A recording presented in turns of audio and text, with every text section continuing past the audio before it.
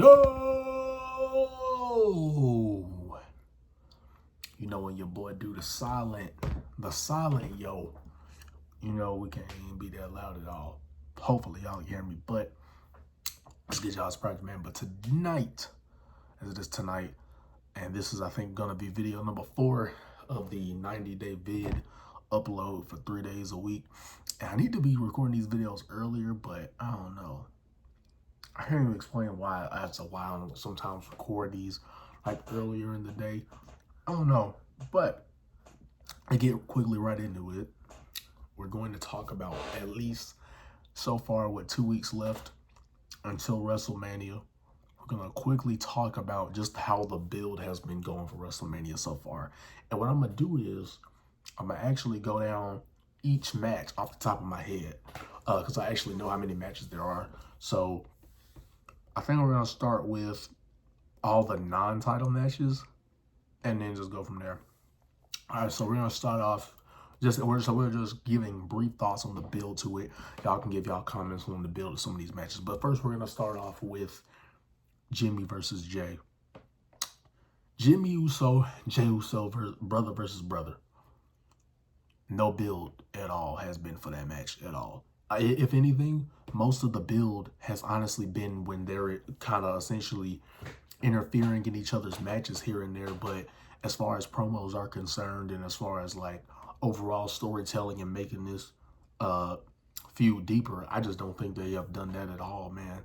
And they had the opportunity to do it last Monday. And obviously, I'm talking about the build to WrestleMania as of this far. You know what I mean? They could do something better, but if I'm talking about as of right now, this recording, nah, bro. And I'm sure it's going to be a good match because it's one of those things where, like, of course, we're thinking of it like, you know, it's probably going to be a lot of super kicks.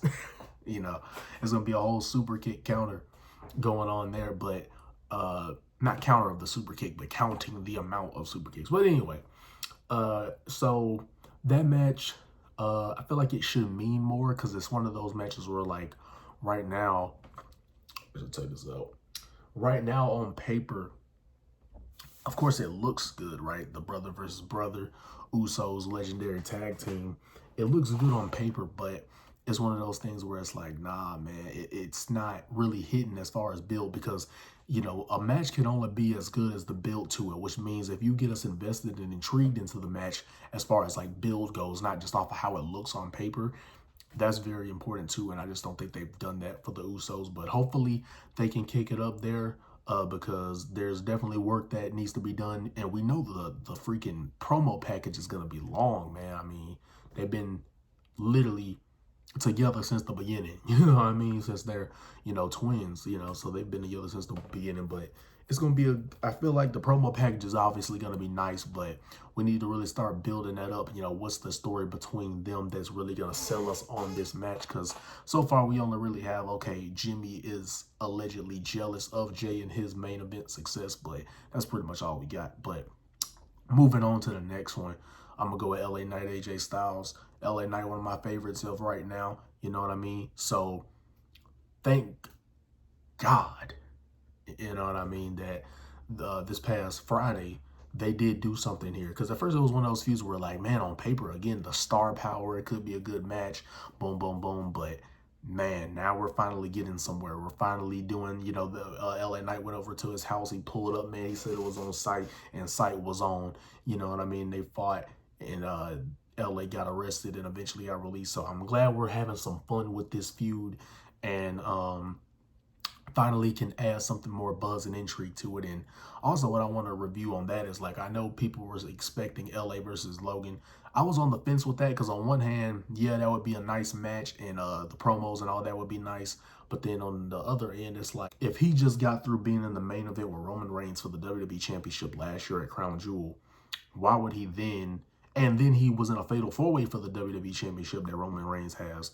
Why would you then go after the United States title? You know, if he's been in the main event this much, it's like you're going backwards giving him a mid-card title. You should give him that and then elevate him to the main event, seeing like how they're going to do Gunther. But glad they're adding some intrigue into the match between LA and AJ. Hopefully they just keep it going. And then I think the last non-title match, as of right now, obviously, I have to probably put that in the the caption. But the tag match between The Rock and Roman Reigns versus Seth Rollins and Cody Rhodes.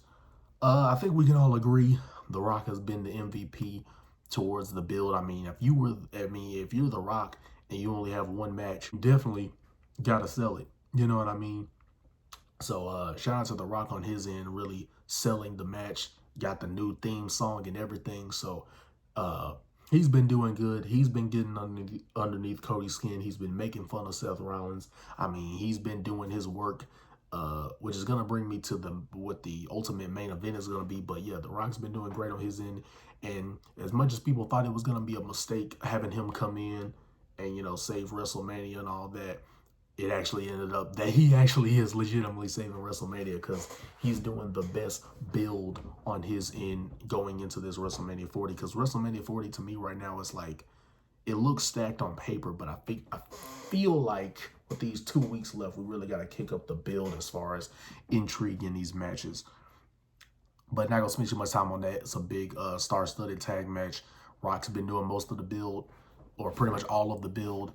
And he's been the only person that week after week, you know, has these captivating segments continuously getting us, you know what I mean, intrigued into the tag match. But in which, you know, they'll probably most likely have, well, I'm not going to say who I think is going to win, because I feel like we'll save that for later. But okay, so that was the last non-title match. So, all right, so the women's match, women's world championship match, Becky Lynch and Rhea Ripley. The build to that has not been anything either, because I think they've done maybe 2 promos, but none of them, they were short and none of them were memorable. So it was another one of those matches where on paper you think, man, you know, Becky Lynch, one of the biggest women stars, Rhea Ripley, I think no one can disagree, is the biggest women star of today as far as like momentum and somebody who's new.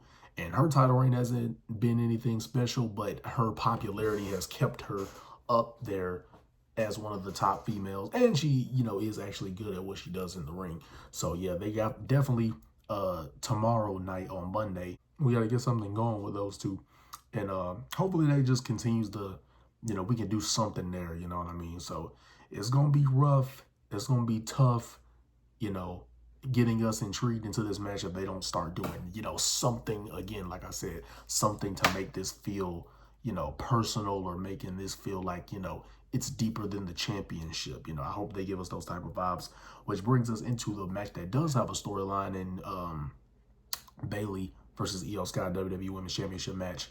Hopefully I feel like this match is going to be good. There'll be an interesting styles clash there, and they've been building towards that match. Could they do better? Yeah, they can, but I will say to this match, they have actually been building it, and even giving us another potential match there in the Damage Control versus potentially, you know, Jade, Bianca, and Naomi. They could all be involved in this. So either it's going to be a 6-women's tag or a tag match, but I will say with this match, even if this is not quote unquote like the greatest build, at least it's pretty solid. You know, of course, like I said, if we're like anything, they could do better, but at least it's pretty solid here. They've had their story, they've had their attacks, they're making some, you know, small stories there with Bianca not, you know, being immediately behind Bayley because all the things she's done and things like that. So they're doing a good bit of storytelling there. Even, yes, it could be better, but I feel like this is probably the match that has actually been doing the most consistent storytelling. I guess we'll go with the big match next. The tag match, because it has the most people. Judgment Day, DIY, Awesome Truth. See, you got Theory and Waller, Street Profits, and The New Day. Like, The New Day is one of those things where it's like, they just kind of are the guys at this point that they just try to get on WrestleMania in some type of way. Unfortunately, they had not done anything with Kofi and Xavier. I mean, granted, The New Day in general has been stale, like people have said, but yeah, we definitely need to do something. I don't even know what you would do to build that. That's what happens when you have these multi-man matches. All you can really do is maybe have certain teams interact with each other. That's about the best you could do there, but this match obviously is more for the chaos. It's been a minute since we've had a ladder match, whether that be a tag, singles, doesn't matter. You know, whether it was 8 people, 8 teams, doesn't matter. It's been a minute since we've had a ladder match. So obviously this is for the more entertainment factor and chaos of the match. So I can't even really make too much criticisms on that because it ain't even much you could do there as far as build, but you know, still worth a try. And then we're gonna do our United States Championship match now between Logan Paul, the champ, Randy Orton, Kevin Owens, triple threat match. I personally preferred to just see Logan and Randy because we've already seen Logan and Kevin. I think this match mainly was made, obviously, yeah, Kevin has some issues still with Logan Paul, but I feel like this match was mainly made because they wanted to get Kevin Owens on the card, and that was kind of like the easiest way to do it. So I can see why they did it. But yeah, that match, I mean, I guess you could say it should be a fun match. Like I said, I prefer to see Logan and Randy, and so hopefully they build to that. They haven't been doing too much. They did, like, you know, a few attacks and a few run-ins, but other as far as promos and build is concerned, again, it's always tougher to do when you have these multi-man matches, but hopefully they put in some effort there. Really build off the story. Obviously, Logan costed Randy Orton his match for the World Heavyweight Championship, so hopefully they expound on that. But then we're going to go into the next championship match, the next mid-card championship match, the Intercontinental Championship match. Dang, how many times am I going to say that? Gunther versus Sami Zayn. So very briefly, people wanted Chad Gable. Fans got upset about that, and some people are trying to say it should be a triple threat. I don't think that makes any sense because then it's like, what was the whole point of having a gauntlet match if the person who lost the gauntlet could still get in? Because then you just have to throw everybody in for the gauntlet if you're being fair. So wouldn't make any sense because what's the point of having a qualifying match or gauntlet match to qualify as a contender for the Intercontinental Championship match? So I don't think that should happen. But I think that Gunther and Sammy will be a great match. Like I said, another match that, you know, has started a little bit of build, but I think they really need to harp on that fact of, or Sammy on the promos needs to really turn it up on being the underdog here, and Gunther being the confident, arrogant, even though it's reasonable why he would be that way, man who's gonna, you know, tell Sammy he can't do it and really build off of that. And you know, I hope Sammy really does try to get underneath his skin and really tries to convince Gunther that he can win this match, or just do something to get into his head. There's multiple things you could do there, but many underdog stories have been told, but I think there's a way you can build this matchup, and I just hope they do so. And both men can definitely cook up on the promos here, and hopefully they do, because another match that, you know, you got the star power in there, so we should be in for a ride for this build up. But you know, Chad Gable could even be the one to dethrone whoever wins that match. You never know. So I don't think it's all lost hope for Chad Gable, even though he's not going to be at WrestleMania. I think there's only 2 more matches left. So I think it's both of the World Championship matches. So yeah, it's going to be Seth Rollins versus Drew. Now, we've seen this match a lot. We've seen it already at the start of the year. This is one of the last, or this was the main event of Raw, the first day to start off the year of 2024. So I don't know what else they can do to really get you interested in this match. Like I said, I think the only thing they haven't done is got a little personal, you know, maybe taking jabs at people's families.